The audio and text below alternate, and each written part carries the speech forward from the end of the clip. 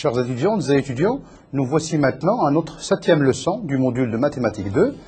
Cette 7e leçon a pour titre « Propriétés des coefficients de Fourier ». Alors, nous avions déjà introduit les coefficients de Fourier pour une fonction, pour des classes de fonctions assez précises. Aujourd'hui, nous allons en étudier les propriétés et nous allons commencer d'abord par citer quelques propriétés élémentaires. Ensuite, ce que l'on appelle par inégalité de Bessel et ses conséquences.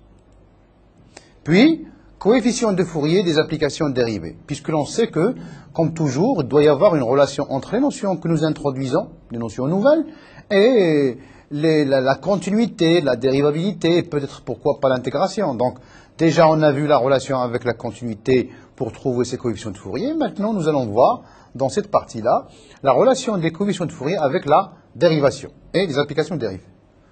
Enfin, nous allons voir ce que l'on appelle par égalité de Parseval.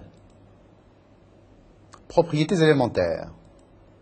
Alors, comme vous allez voir, en fait, les propriétés élémentaires sont assez élémentaires. Si vous voulez qu'il n'y a pas trop de mystère un petit peu dans ceci.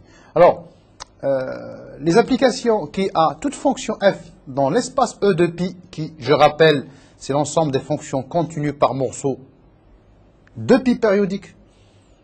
Très important, 2 pi périodiques et continu par morceau. Alors, les coefficients de Fourier complexes, ça c'est les coefficients de Fourier réels, hein, ça c'est correspondant au cosinus, ça c'est correspondant au sinus, ce sont des formes linéaires sur E de pi. Alors, autrement dit, tout simplement, quand je prendrai Cp de lambda alpha f plus bêta g, c'est égal à alpha Cp de f plus bêta Cp de G. Et de même pour AN, hein, de même pour AN de F et Bn de F. Ça signifie tout simplement que quand on a une fonction, on la décompose sous forme de somme, vous voyez, de cette manière, de combinaison linéaire de fonctions. Bon, on utilise la linéarité. Alors, ça vient de quoi? Ça vient tout simplement des propriétés, je dirais, élémentaires des intégrales, puisque les Cp de f, An de f et Bn de f sont définis par des relations intégrales.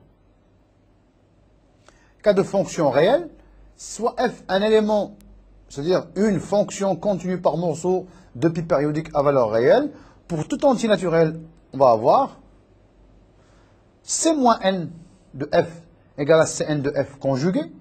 Bon, vous rappelez-vous que l'opération de conjugaison est une opération qui est dans C, c'est-à-dire que qui a la partie réelle, à la partie imaginaire, associe en fait moins la partie imaginaire. Hein, c'est-à-dire z bar, z égale toujours x plus y, z bar est égal à x moins y pour rappel. Donc, ça signifie tout simplement que on n'a vraiment pas besoin d'aller chercher pour les nombres entiers relatifs. Par exemple, pour moins 1, il suffit de calculer C1 et prendre le conjugué. Pour moins 3, il suffit de calculer C3 et prendre le conjugué. AN de F, comme on l'a déjà vu, c'est 2 fois partie réelle de Cn de F, et c'est un nombre réel. Hein, AN de F, très important. Pour une fonction à valeur réelle, AN de F est un nombre réel. Bn de F égale à moins 2 fois la partie imaginaire de Cn de f, et c'est aussi un nombre réel. Fonction paire ou impaire. On l'avait déjà cité, mais bon, on le rappelle. Si f est un élément de E de pi, c'est-à-dire une fonction continue par morceau et de pi périodique, si f est paire, les Bn sont tous nuls. Et An de f égale, vous voyez, 2 sur pi, intégrale de 0 jusqu'à pi, de f de t, cosinus nt dt, et dans ce cas-là, faire attention, rappelez-vous, hein, faire très attention pour les séries de Fourier à venir ou pour les sommes partielles ou ce qu'on appelle les polynômes trigonométriques associés, c'est 1/2 de A0. C'est essentiel pour notre notation. Alors, vous pourriez trouver dans d'autres documents ou dans d'autres livres, vous pouvez trouver A0 de f, mais dans ce cas-là, dans la définition de A0, il fallait faire un coefficient 2 de plus. C'est-à-dire que parfois on note A0 de f, cette quantité-là, au cas où dans ce cas-là, A0 serait défini avec 2 fois. Donc ici, nous prenons une formule qui est valable pour n égale à 0 et pour n supérieur ou égal à supérieur ou égal à 1, vous voyez, valable pour tous les n. Une formule unie. Mais dans la formulation de la somme trigonométrique ou du polynôme trigonométrique, on va faire 1/2 de A0. C'est très très important. Dans certains livres ou pour certains auteurs, qu'est-ce qu'ils font? Ils disent AN égale, pour n supérieur ou égal à 1, A0, et puis ici ils prennent A0, mais le A0 qu'ils ont, c'est 2 fois le A0 que nous avons. Donc, j'adopte plutôt ceci parce que, pour avoir cette uniformité d'écriture de la formule. Oui. Alors, si f est pair, tous les coefficients impairs sont nuls, et il reste un n de f égale à ceci, et le polynôme trigonométrique associé va être égal à ceci. Dans l'autre cas, si f est impair, ce sont les coefficients pairs, les coefficients à cosinus qui sont nuls, et Bn qui est égal à cette quantité-là. Dans ce cas-là, Sn de f égale à ceci. Vous voyez, est égal sigma de n égale à 1 jusqu'à grand N de Bn de f sinus nt. Bon, on sait déjà que le B0 égale à 0. Vous voyez ici, si n égale à 0, vous avez sinus 0t, manifestement B0 égale à 0. Donc on ne s'intéresse jamais à calculer B0 puisque automatiquement il est nul. Le polynôme trigonométrique va être égal à ceci. Enfin,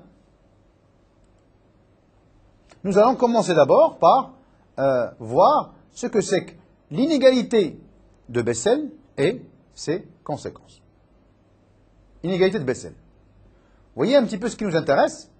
Je prends le polynôme trigonométrique complexe. Vous voyez, c'est avec les CPF. Je prends donc la somme des modules, parce que je sais que ce sont des nombres complexes, au carré.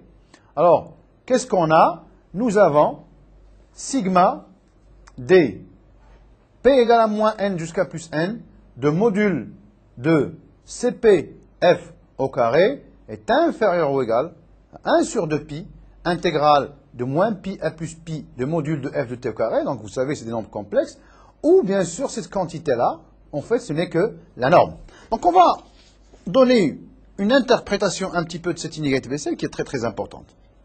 Rappelez-vous que nous avions introduit Pn, c'est l'ensemble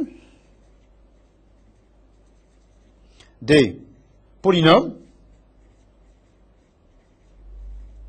trigonométriques. D'accord? Qui est en fait un sous-espace vectoriel, ça on le sait, de l'espace des fonctions qui sont continues et de pi périodiques. Alors, inclus, rappelez-vous, C de pi. Continu de pi périodique. Alors, cette notation-là nous permet tout simplement de dire que sigma de moins n à plus n de Cp de f, Ep de t, et la projection orthogonale de f sur n. Alors, pourquoi ça va être la projection orthogonale? Rappelez-vous que c'est la projection orthogonale. Schématiquement, c'est ceci. Donc, vous voyez, vous avez, disons, une droite, elle est dans le plan. Si vous avez quelque chose comme ça, vous avez un point ici. La projection orthogonale, c'est justement le point qui est là et qui fait ceci. Alors, pourquoi appelle-t-on ici projection orthogonale? Parce que, rappelez-vous, dans la leçon précédente, nous avions défini un produit scalaire. Qui dit produit scalaire dit notion d'angle. On sait ce que c'est que deux vecteurs orthogonaux. D'ailleurs, nous avions démontré que les EP, qui étaient les exponentiels moins IPT, étaient des vecteurs orthogonaux de l'ensemble C de pi, ensemble des fonctions continues de pi périodiques. Et nous avions défini aussi la norme qui permet de définir une notion de distance. Donc, on sait d'après l'algèbre linéaire que dès qu'on a un produit scalaire, dès qu'on a surtout un produit scalaire, on a donc une norme associée et on a cette notion de projection orthogonale. Donc, on va voir un petit peu juste pourquoi. On montre norme de f au carré est égale à norme de Sn au carré, pardon, ici c'est égal, plus norme de f moins Sn au carré. Donc vous voyez un petit peu, norme, ceci, ce n'est que la somme, pardon, Sn au carré, norme de f au carré n'est que 1 sur 2 pi, intégrale de moins pi à plus pi de module de f de t au carré dt, norme de Sn au carré n'est que sigma de p égale à moins n à plus n de module de Cp de f au carré. Et vous voyez que cette partie-là, plus quelque chose qui est positif, doit être. Donc, il est tout à fait normal que l'on ait ceci est inférieur ou égal à ceci. Donc, c'est ni plus ni moins. Le fait, l'inégalité de Bessel, hein, s'exprime sous forme tout simplement de le fait que j'ai pris la projection orthogonale sur l'ensemble des polynômes orthogonaux de la fonction f. Donc, c'est la meilleure approximation. Alors, j'insiste, c'est la meilleure approximation au point de vue de ce produit scalaire, ou comme on dit, au point de vue quadratique. Alors, c'est cette écriture de Bessel dans le cas réel. Dans le cas réel, qu'est-ce qu'on va obtenir? Je sais que C moins n de f au carré plus Cn de f au carré en module, c'est égal à 1 demi de valeur absolue de an au carré plus valeur absolue de bn au carré. Alors, si on écrit, rappelez-vous, on avait un quart, on avait 1 demi de A0, donc on aura un quart de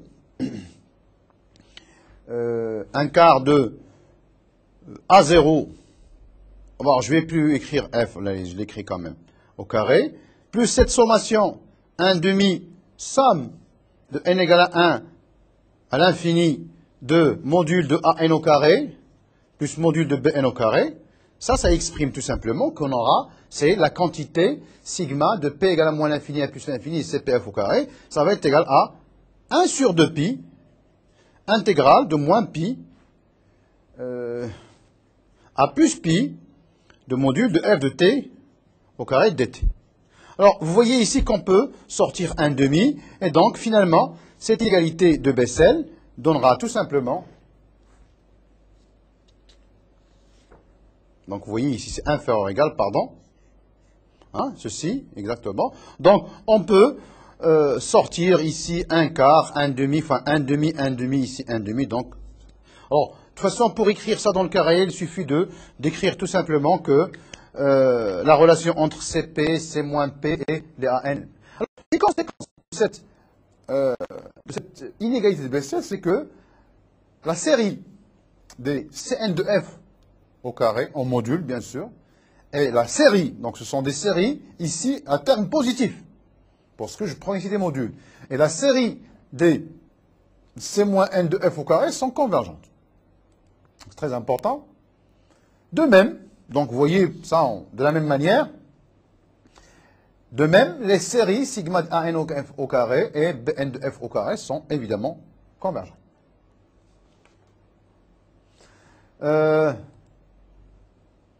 On en déduit, parce que vous savez, ça c'est un petit rappel, si sigma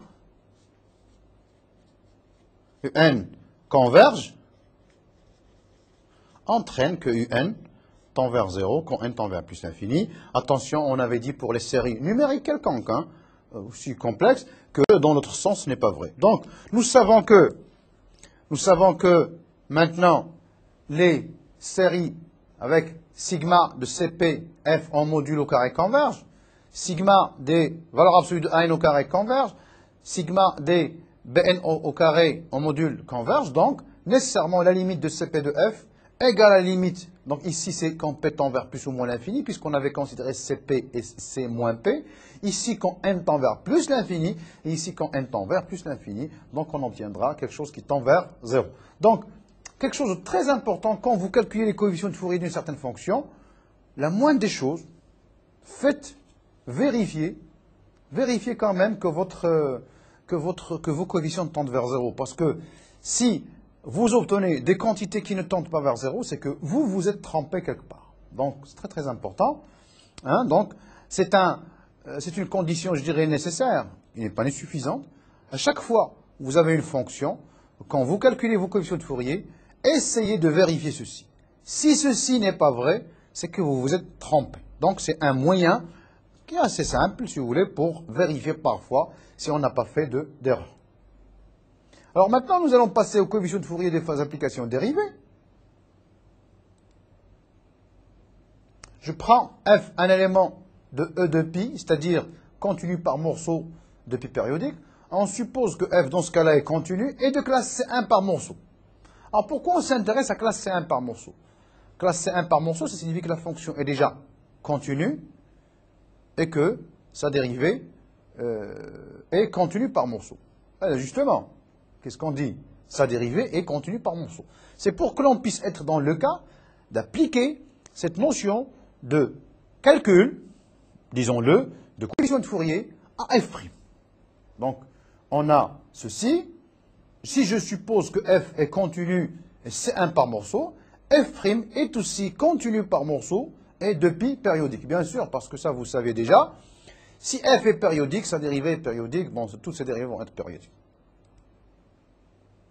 Alors, c'est très important, le coefficient complexe de la dérivée, c'est IP CP de f. Alors, on va juste avoir un petit instant pour voir un petit peu.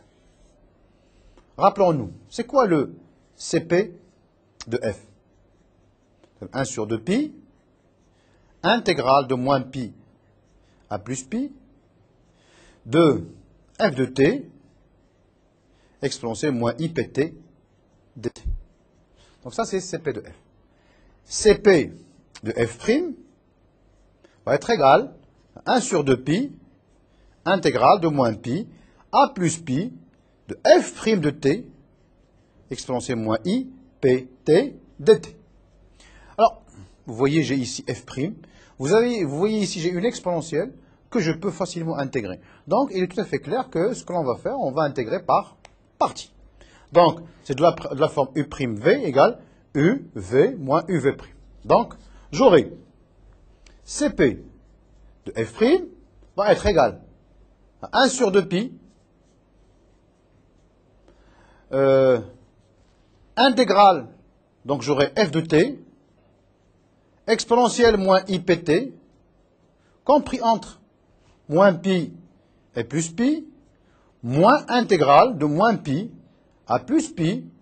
Alors, maintenant, je prends donc la primitive de f, et maintenant je dois dériver cette quantité-là. Donc j'aurai f de t, mais quelle est la dérivée de exponentielle moins ip dt? C'est moins ip.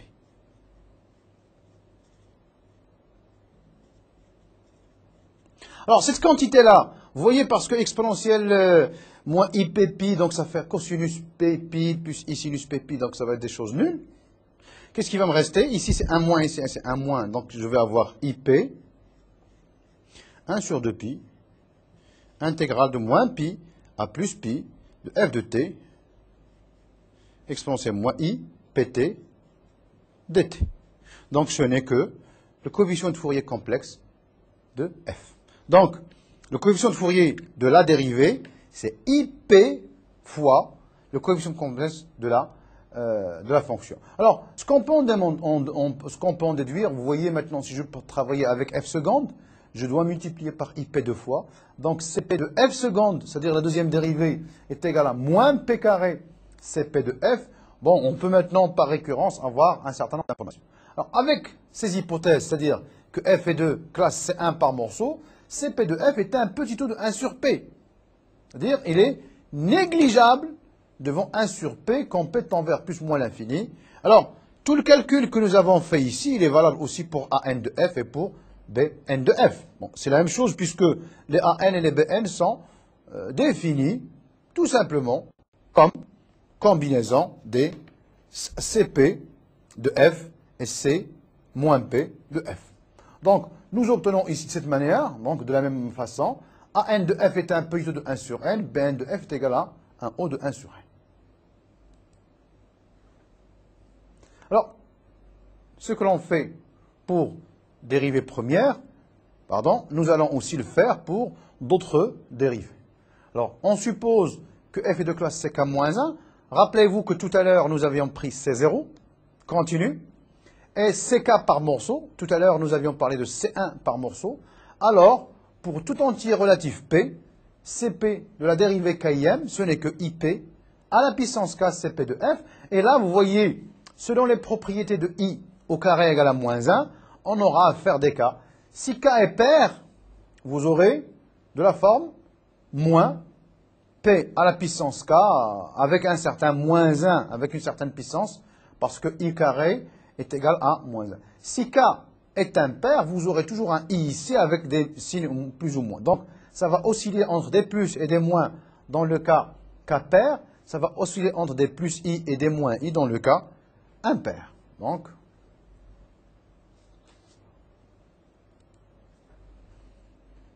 on en déduit, donc vous voyez, c'est une sorte de récurrence, que CP de F est un O de 1 sur P à la puissance K. Vous voyez, quand on dit CK-1 et CK par morceau, le CP doit être un négligeable devant 1 sur P à la puissance K. C'est-à-dire, plus la fonction est régulière, plus les coefficients sont réguliers au sens qu'ils sont plus faibles que 1 sur P à la puissance K. C'est-à-dire, dans le cas de tout à l'heure, c'est de la forme 1 sur P, 1 sur N, 1 sur N. Si maintenant c'est C1 et C2 par morceau, j'aurai 1 sur P carré, 1 sur N carré, 1 sur N carré. Vous voyez un petit peu, la régularité entraîne un certain nombre de propriétés de régularité de quoi? Des coefficients de Fourier.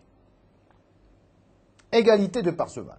Alors, nous atteignons ici une des propriétés ou une des notions les plus importantes, comme on le verra dans les exemples qu'on va faire, dans les exercices. En fait, c'est la partie la plus importante de cette leçon, c'est cette notion d'égalité de Parseval. Bon, je prends une fonction qui est continue par morceau, qui est de pi périodique, et notamment, c'est de pi. C'est-à-dire, dans le cas même, continu. La suite Sn de f, des polynômes de Fourier de degré n, converge vers f au sens de la norme quadratique. Alors, il faudrait quand même voir qu'est-ce que c'est que la norme quadratique. Tout simplement, rappelez-vous que nous avions norme de f était égale au carré, 1 sur 2 pi, intégrale de moins pi à plus pi de f de t au carré dt en module, c'est un petit peu ce qu'on appelle la norme quadratique. Dire que Sn de f converge vers f au sens de la norme quadratique, ça signifie que norme de f moins Sn, alors au carré tend vers 0 quand n tend vers l'infini. Donc c'est ça, converge au sens quadratique. Alors, juste une petite explication. Dans R, nous avions un seul type de convergence. On disait converge, ne converge pas. Mais, quand on avait commencé à travailler avec l'ensemble des séries, ou encore les suites de fonctions, ou encore les séries de fonctions, nous avions plus de notions de convergence. Nous avions convergence simple, convergence uniforme, convergence normale, par exemple pour les séries de fonctions, convergence normale sur compacte, convergence uniforme. Donc vous voyez, pourquoi? Tout simplement parce que l'espace vectoriel associé, c'est une notion qui a déjà été vue en algèbre, est de dimension infinie. Dans le cas de dimension finie, il n'y a pas de problème, on ne parlera que d'une seule notion de convergence. Dans le cas d'espace de dimension infinie, on aura plusieurs notions de convergence. Alors, ici, Sn de f est une suite de fonctions. C'est des fonctions avec des cosinus et des sinus. Donc, on peut parler de la convergence simple, On peut parler de la convergence uniforme. Hein. Ici, il n'y a pas de convergence normale parce que ce ne sont pas des séries, ce sont des suites de fonctions. Vous voyez ici, on a ajouté un troisième type de convergence qui s'appelle convergence en moyenne quadratique. Convergence en moyenne quadratique, c'est tout simplement ça. Donc, ça signifie tout simplement que, alors j'enlève le 1 sur 2pi, 1 moins pi à plus pi de valeur absolue de f de t moins Sn de t, le tout au module, tout ceci, hein, dt, tend vers 0 quand n tend vers l'infini. C'est très important. Donc c'est ça ce qu'on appelle la convergence en moyenne quadratique. Vous voyez, sous cette forme, le résultat étant convalable s'il appartient à E de pi. C'est-à-dire que ici on a supposé que f était continu, mais en fait on démontre, ça ce n'est pas à nous de le faire si vous voulez, ce n'est pas de notre niveau, mais on démontre que cette limite égale à 0 est aussi valable quand la fonction n'est pas continue, mais uniquement continue par morceau.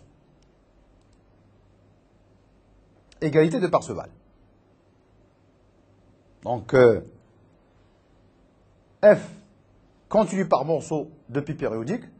La suite de terme général, vous voyez ici, hein, je prends ici, converge vers norme de f au carré. C'est-à-dire que ceci est une norme quadratique, mais ça s'écrit aussi sous forme de sigma dcp de f au carré, converge vers norme de f au carré. C'est-à-dire, ce qui est très important, donc c'est la partie la plus importante de notre cours, c'est sigma de p égale à moins l'infini à plus l'infini des modules de cp de f au carré va être égal, donc vous voyez c'est la somme de la série. Hein. Alors la somme de la série, c'est la limite de la suite descente partielle, donc c'est égal à la norme de f au carré, est égal à 1 sur 2pi, intégrale de moins pi à plus pi de f de t au carré dt. Alors, comme j'ai dit, c'est la partie la plus importante, nous allons appliquer cette égalité de Parseval à différentes fonctions pour voir un peu ce qu'on peut faire. Alors, exemple 1, je prendrai ma fonction f qui est impaire. Donc ce sont des exemples que nous avions déjà. Fonction impaire de pi périodique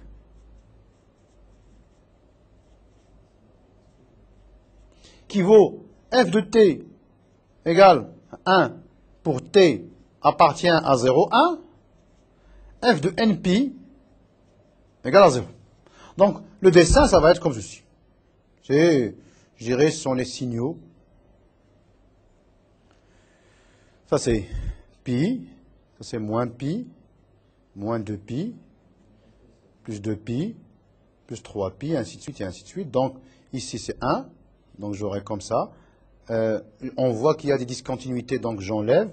Ici ça va être moins 1. Donc il y a aussi discontinuité ici, il y a discontinuité ici, il y a discontinuité ici. Et vous voyez encore ici, vous avez là ce qu'on appelle, c'est un signal en escalier. D'accord ? Et bien sûr, en ces points-là, c'est 0.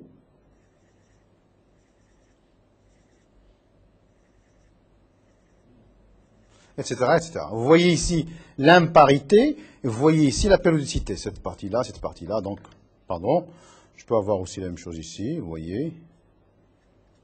Alors, nous avons, bien sûr, les AN sont nuls, parce que c'est pair.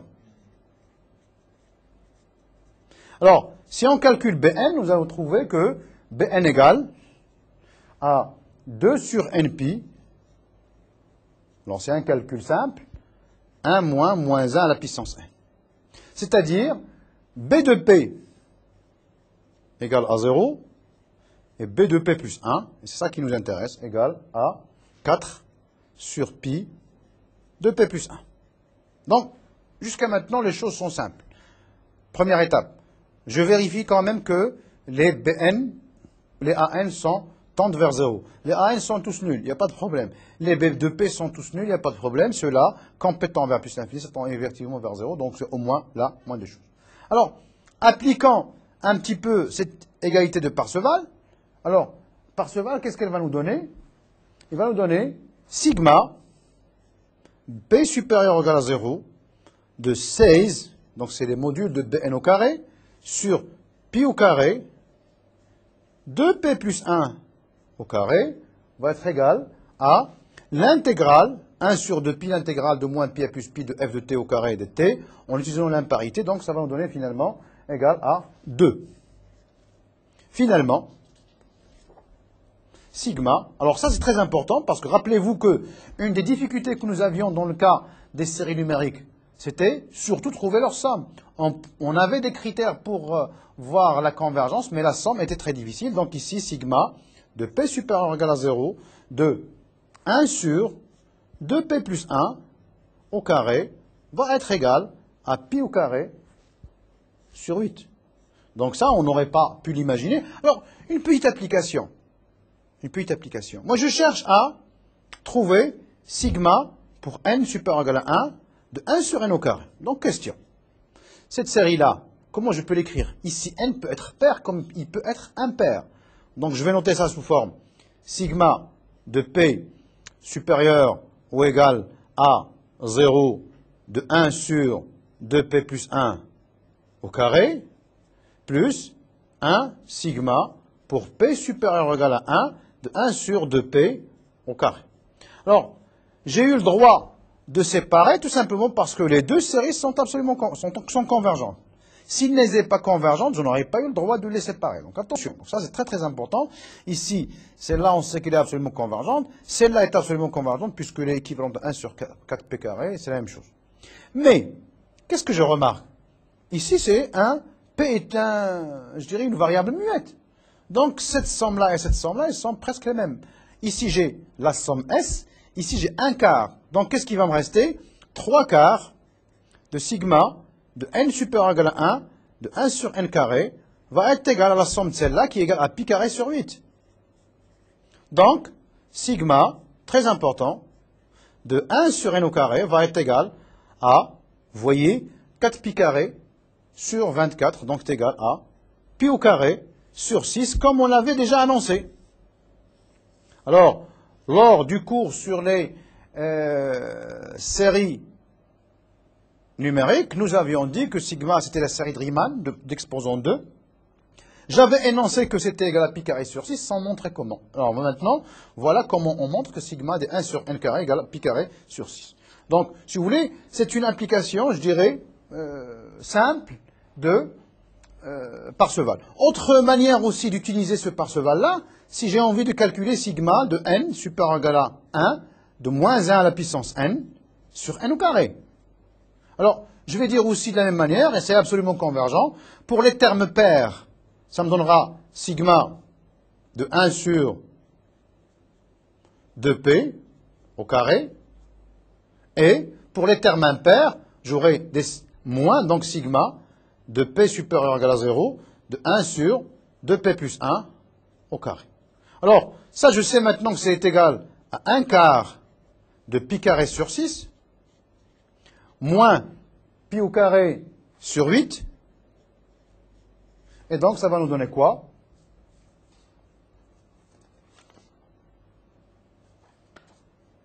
Ça va nous donner égal à pi au carré sur 12.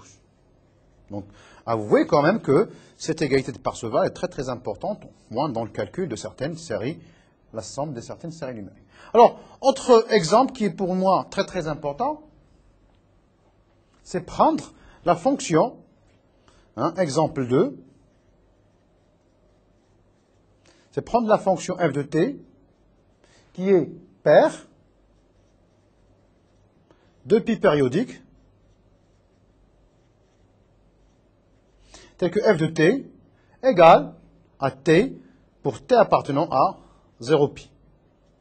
Manifestement, si vous voulez, le graphe va être de cette manière-là. Ça c'est pi, ça c'est moins pi. Donc dire que la fonction de t c'est ça. Par parité, ça doit être ça. Et donc, vous voyez un petit peu, on continue. Donc, c'est ce qu'on appelle des fonctions à signal incrément. D'accord? Donc, si vous voulez. Et on remarque ici que la fonction est bel et bien continue, alors que la fonction de tout à l'heure, la fonction n'est pas continue. Bon, alors, on obtient ici la fonction est paire, donc les n sont nuls. On va montrer que AN égale A0 égale à pi, A de P égale à 0, A de P plus 1 va être égal à moins 4 sur pi de P plus 1 au carré. Alors, Parseval va nous donner donc une application de Parseval comme on avait fait tout à l'heure. On est sigma de P supérieur ou égal à 0 de 1 sur 2P plus 1 à la puissance 4 va être égal à P à la puissance 4 sur 96. Et de la même manière, on peut obtenir sigma pour n supérieur ou égal à 1 de 1 sur n à la puissance 4. Ça va être égal à pi à la puissance 4 sur 90. Donc, on obtient ça de la même manière que l'on a fait pour le premier exemple. Donc, vous voyez un petit peu. On applique tout simplement l'égalité de Parseval dans ce cas-là. Et en simplifiant, on obtient ceci. Alors, sigma de 1 sur n4, on isole les termes pairs et les termes impairs. Donc, vous voyez comme on avait fait tout à l'heure. Les termes pairs, ça va être 1 sur 2p à la puissance 4, donc c'est un 16e. Et puis le terme impair, nous les avons ici. En faisant le calcul, on obtiendra ceci. Alors, de la même manière, nous allons aussi obtenir sigma pour n supérieur ou égal à 1 de moins 1 à la puissance n sur n à la puissance 4 égale à égale, si vous voulez, sigma pour les termes pairs, donc c'est 1 sur 16 sigma pour n supérieur ou égal à 1 de 1 sur n4 plus sigma moins, pardon, sigma de p supérieur ou égal à 0 de 1 sur 2p plus 1 à la puissance 4. Pourquoi j'ai eu le droit de séparer? Tout simplement parce que les deux séries sont absolument convergentes et donc j'ai le droit de faire ceci. Donc ça, c'est les exemples qui montrent quand même très grande importance de cette égalité de Parseval. C'est pour ça que j'ai insisté beaucoup plus sur les exemples. Et une conséquence, enfin, une conséquence de cette égalité de Parseval. Je prends deux fonctions f et g qui sont continues par morceaux et qui sont de P périodiques, qui ont les mêmes coefficients de Fourier. Alors, elles sont égales, sauf peut-être en leurs éventuels points de discontinuité. Alors, ça vient d'où? Ça vient qu'en fait, que ce sont des égalités d'intégration. Autrement dit, ces fonctions f et g, quand elles ont les mêmes coefficients de Fourier, elles ont la même régularisée. Ainsi, se termine notre leçon propriété des coefficients de Fourier.